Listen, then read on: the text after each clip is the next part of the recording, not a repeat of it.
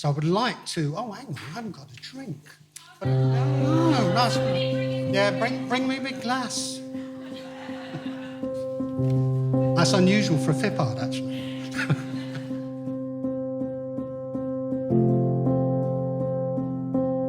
So, I'm going to do 3 toasts. I know there are guests here today who have travelled quite a distance. The West Country, and even as far as Yorkshire. Hey! But sadly, there are people who couldn't make it. Tessa's grandparents, Bob and Esme, and Ryan's aunties, uncles and cousins from France. So the first toast I'd like to propose to is absent friends. Absent friends. There are 2 very special people I would like to mention. Tessa's dad, Norman, and Ryan's grand-mère, Henriette. I'm sure both of them are looking down on us now. So again, please raise your glass, very high this time. Norman and Henriette.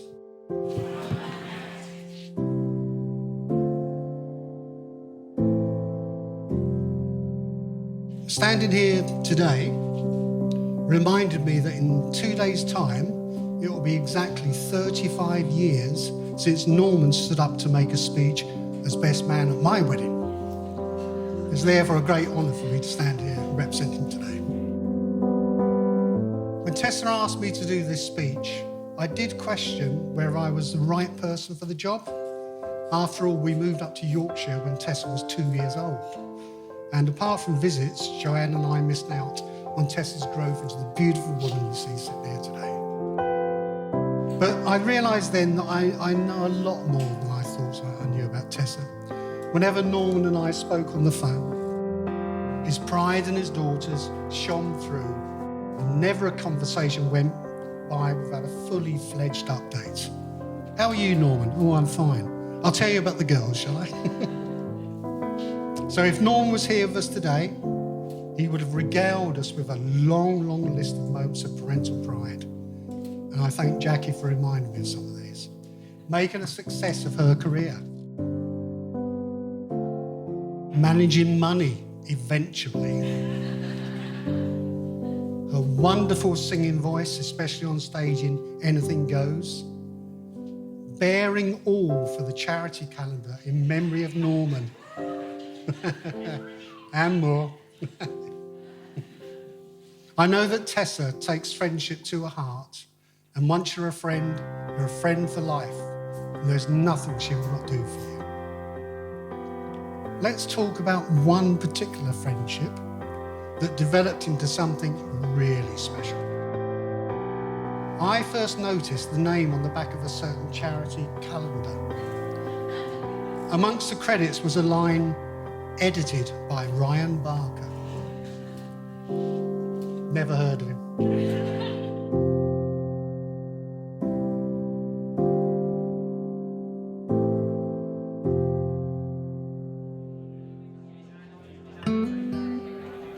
Hey, hey, hey, your lipstick stains on the front lobe of my left side brain.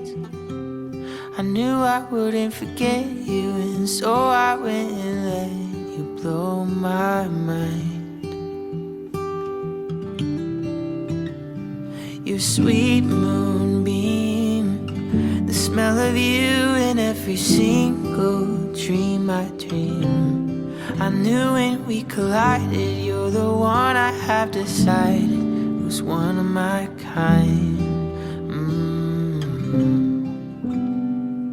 Hey, soul sister, ain't that Mr. on the radio, stereo, the way you move ain't fading on. Hey, soul sister, I don't wanna miss a single thing you do tonight. Hey, hey, hey. Tessa, when you carry the weight of the world on your shoulders, I promise to stand shoulder to shoulder with you. Oh God. Je te promets de toujours t'aider. I promise to always help. I promise to do my best not to acknowledge what you say unless I actually heard it. Je te promets de toujours t'apporter le soutien. It's hard enough saying it as it is. Dont tu as besoin pour la réalisation de tes rêves. I promise to always support you to reach your dreams.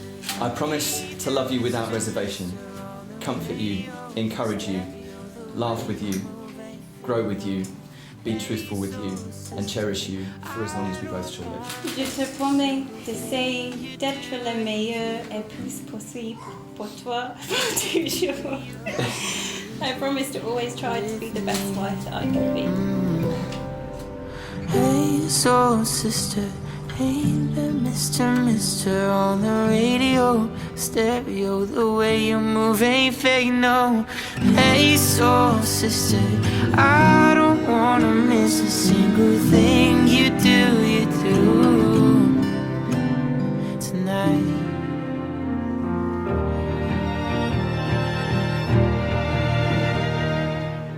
When I saw them together, I think we all knew this was a beautiful relationship. So it is lovely to welcome Ryan into our family.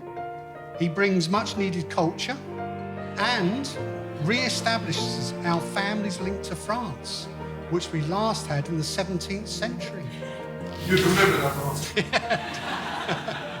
I did say I was the eldest. And now, before my final toast, I will repeat my speech in French in honour of Ryan's family.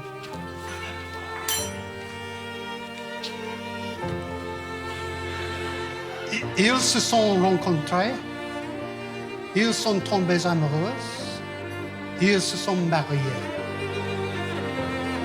So, Mesdames and Messieurs, ladies and gentlemen, please be upstanding and raise your glass to the bride and groom, Tessa and Ryan.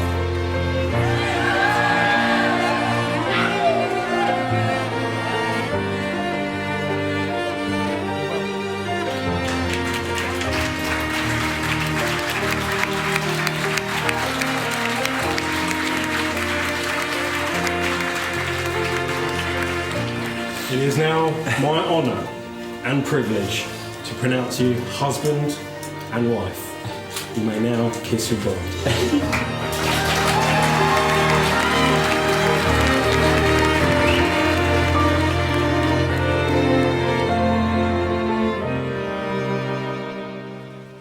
Okay, distinguished guests, family, friends, and Chris. On behalf of Mrs. Barker and I,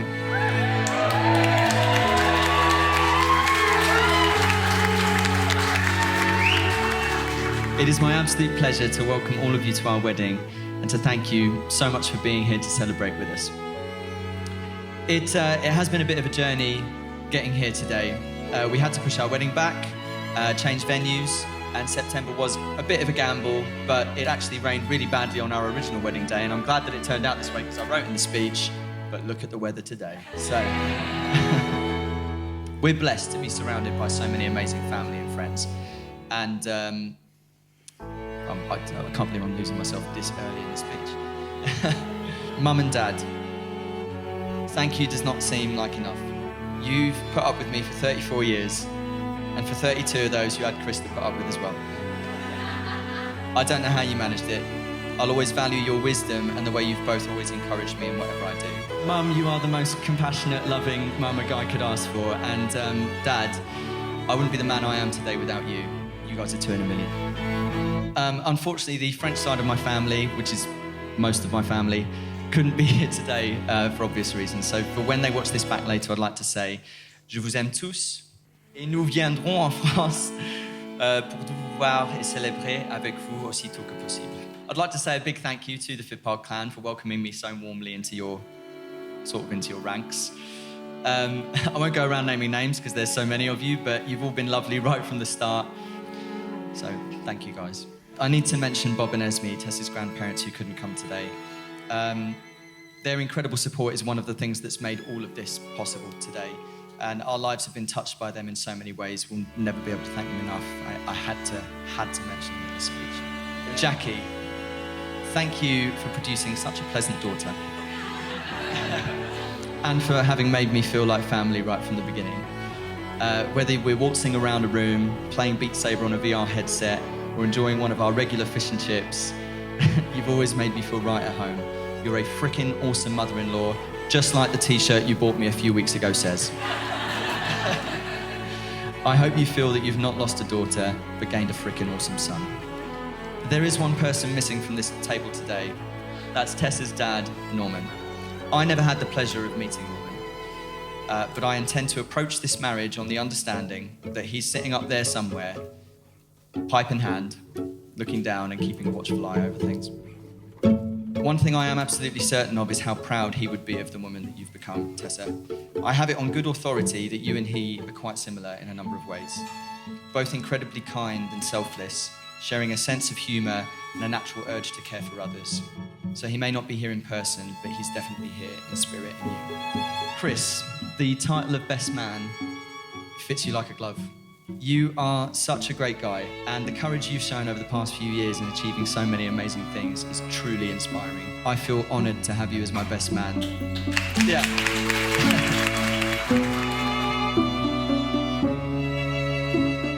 Now look, following Ryan has always been a tough task. Knowing I would be making this speech, with Ryan sat there, all set to depart, on a new chapter of his life, with a beautiful wife and a successful business to boot, I couldn't help but reminisce about what makes Ryan special. Ryan has always, unashamedly, done things his own way, ever since he was a child. Whether it be choosing to play with Polly Pocket toys, over Mighty Max, or throwing a tantrum when shopping with Mum because she refused to buy him a pink sparkly dress for preschool. We were quite different at a young age. I liked sports, Ryan didn't. In fact, whenever I tried to get him to do things my way for a bit and play football with me, he would convince me to go in goal first so that he could shoot, and then he'd simply walk away. Good memories, good memories. Doing things his own way was not his only defining characteristic as a youngster, however. Ryan also had an inherent thirst for attention. He would frequently demand that friends and family members drop whatever they were doing so that they could indulge in his masterful dances, impersonations, and off-the-cuff one-man shows. And how he soaked up their juicy, if not slightly distracted, attention. Because Ryan was always putting himself out there, I looked up to him. And despite our differences, Ryan was a good older brother to me. Whether it be him playing dead until I genuinely started to panic, or getting so distraught when he lost at Sonic that the Sega Mega Drive had to be locked in the attic, resulting in me not being able to play it despite having no problem controlling my own emotions around video games. He was great. Oh, by the way, hot tip, Tessa. If Ryan's ever annoying you and won't go away, put on that Thomas the Tank Engine episode where Percy's brakes have been cut. He'll get scared, but he'll leave the room.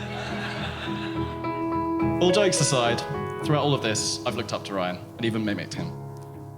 From when I was that little child in the pram, looking out at the performer, doing everything in his power to make me smile, to this very day, I've never stopped looking up to you.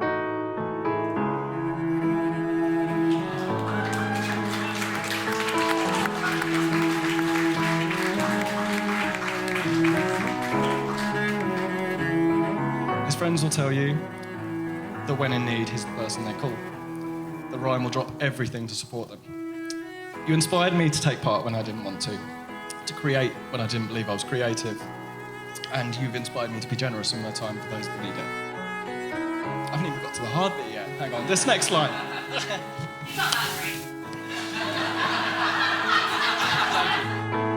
When Ryan started seeing Tessa, he was excited, and I thought, you must be special.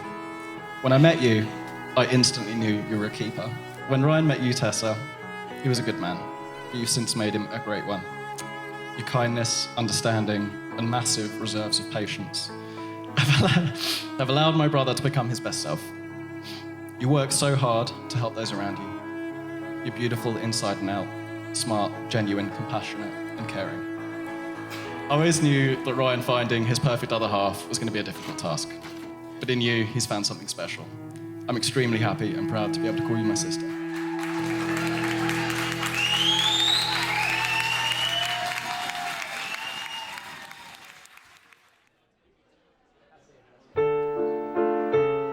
Ladies and gentlemen, for the first dance, Mr. and Mrs. Barker.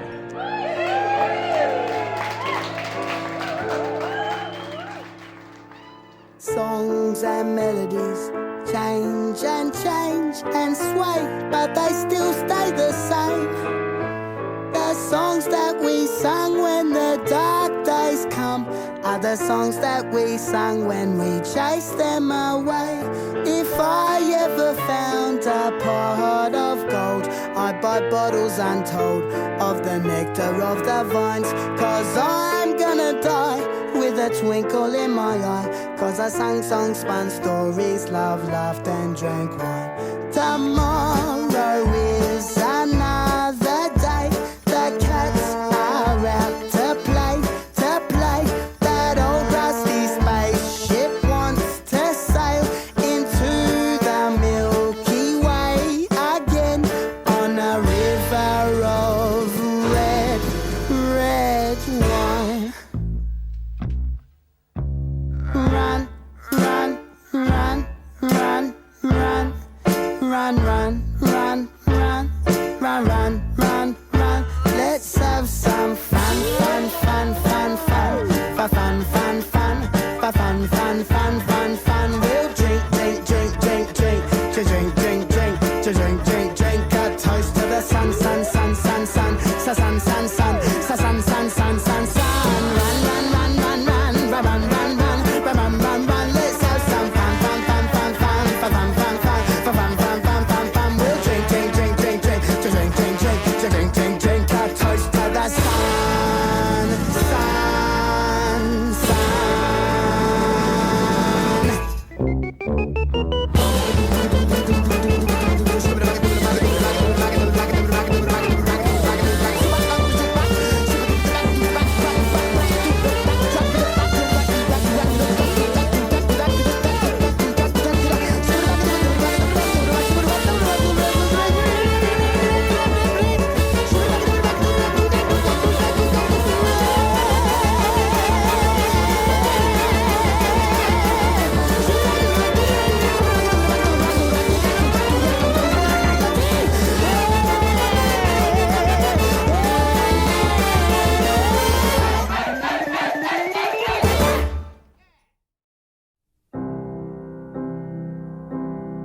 Okay, so the most important part of the speech. Tessa, my wife. I cannot express how good it feels to finally be able to call you that. As you walk down the aisle today, I was reminded, like I am every day when we just wake up, how incredibly lucky I am to be with you. When we met for our first date at the Black Boys Inn, we connected straight away, and I thought she was beautiful, smart, and interesting. And she thought I was arrogant, like was mentioned earlier. Obviously not so arrogant that she was totally put off, but it was one of her first impressions. But never one to shy away from a challenge, she rolled up her sleeves and got to work. And I'm so lucky that she gave me that chance, because forgive the cliche, but Tessa genuinely does make me a better person. One of the best things about Tessa is that she's so kind and loving and selfless that those things just rub off onto you. Whenever you're around her, she builds people up, she never puts people down, she always listens, she never tells, and that's why she's a bloody friends magnet. Literally brings home strays all the time, people she's met in an alley, just everyone warms to Tessa because Tessa is warmth, she's just pure warmth.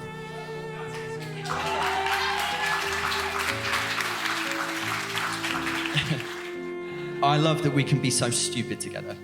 And I love the little things that you do for me, like the fact that you've spent the last 5 months learning French so that you can speak to my family over there. And now I realise, so that you can speak to me in French, which absolutely teared me up. Tessa doesn't realise quite how beautiful she is, both inside and out. To me, you're the most beautiful person in the world. In all the glitz and glamour of today, all the celebrating and partying, I'm just over the moon that I finally get to call you my wife. When we met, I was struck by your beauty and intelligence, but I later fell in love with your adventurous spirit and your kind heart. Tessa is a shining light for so many people, and I'm the luckiest man in the world because I get to live the rest of my life in the light of Tessa. So, ladies and gentlemen, I'd like to ask you to join me in the most important toast I'll ever make to my perfect, beautiful, amazing wife, to Tessa.